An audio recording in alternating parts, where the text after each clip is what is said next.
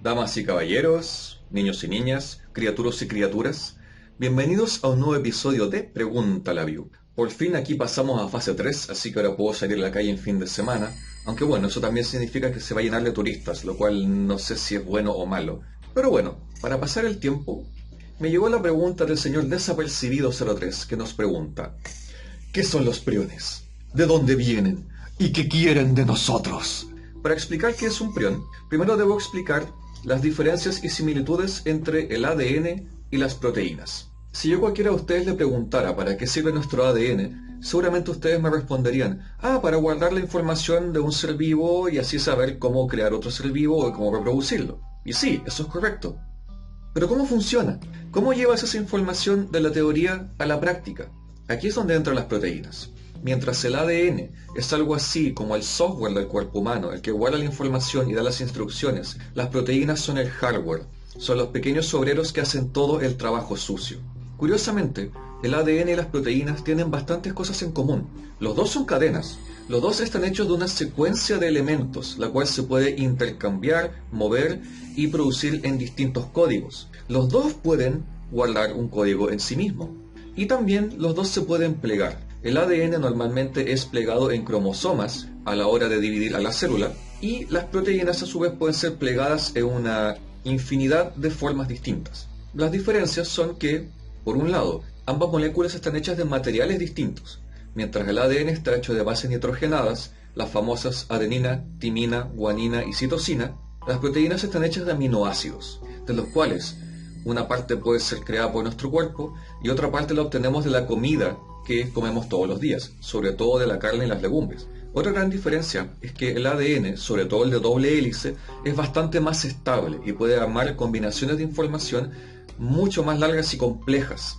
Y la otra gran diferencia es la función que nuestro cuerpo le da a cada uno. Todas nuestras células tienen una serie de pequeños organelos. Varios de ellos pueden ser comparados con los órganos grandes de nuestro cuerpo. Nuestras células tienen un pequeño cerebro, un pequeño estómago, un pequeño hígado, pero hay un organelo que es especial, que es el ribosoma. El ribosoma lo que hace es traducir información de ADN a información de proteína. Normalmente el ADN hace pequeñas copias de pequeñas partes de sí mismo, el llamado ADN mensajero, y lo manda al ribosoma. El ribosoma toma esta información, que está escrita en código de bases nitrogenadas, y la traduce a código de aminoácidos.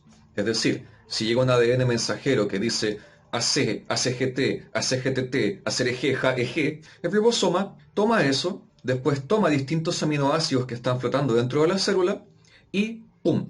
Con eso arma una cadena de proteína. Y esta proteína puede ser usada para darle estructura interna a la célula, el famoso citoesqueleto, puede servir para complementar a la membrana celular, o puede salir de la célula, ya sea en forma de una hormona, de una feromona o incluso un anticuerpo. Es decir, las proteínas cumplen un montón de funciones estructurales y funcionales dentro de nuestro cuerpo. Sin embargo, ¿qué pasa cuando la creación de una proteína sale mal?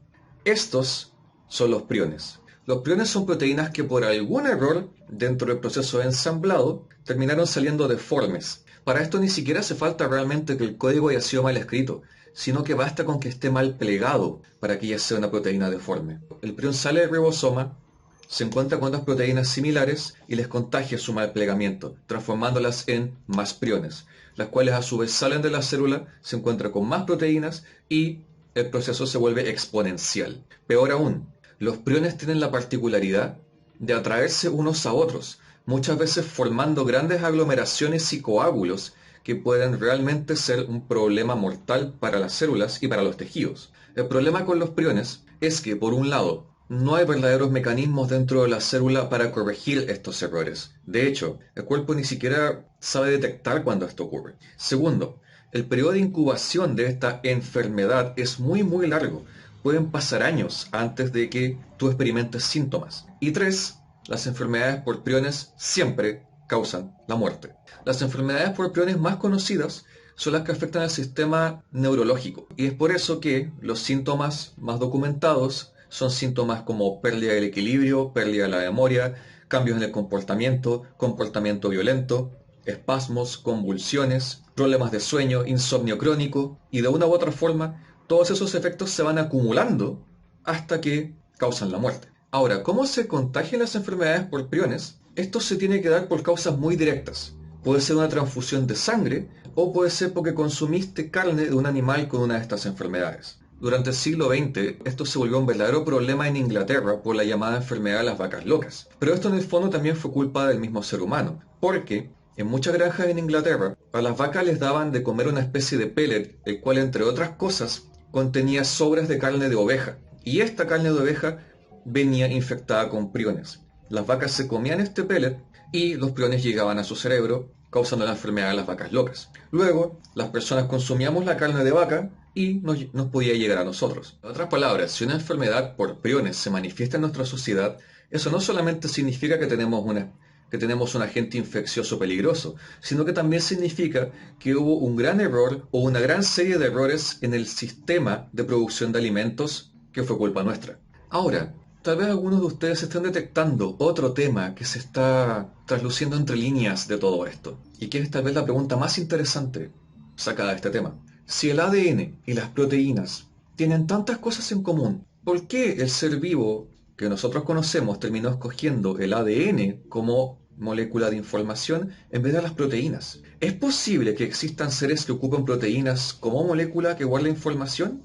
¿O que hayan existido alguna vez en el tiempo pasado? Algunos biólogos opinan que sí. Algunos biólogos piensan que antes del mundo de los seres pluricelulares, antes del mundo de los seres de una sola célula, e incluso antes del llamado océano de ADN y de ARN que existió en el amanecer de la vida, pudo haber habido en ese caos primordial inicial seres vivos o seres que intentaban tener características vivas que hubieran guardado su información en proteínas. Sin embargo, como siempre, la selección natural actúa y la molécula que fue más estable, más longeva y que permitía más complejidad fue la que terminó ganando. Pero aún así queda la duda. ¿Será posible que en algún lugar, ya sea de nuestro mundo o de otro, existan seres vivos o camino a la vida que ocupen algo distinto al ADN como molécula principal de información? Ese es un misterio muy interesante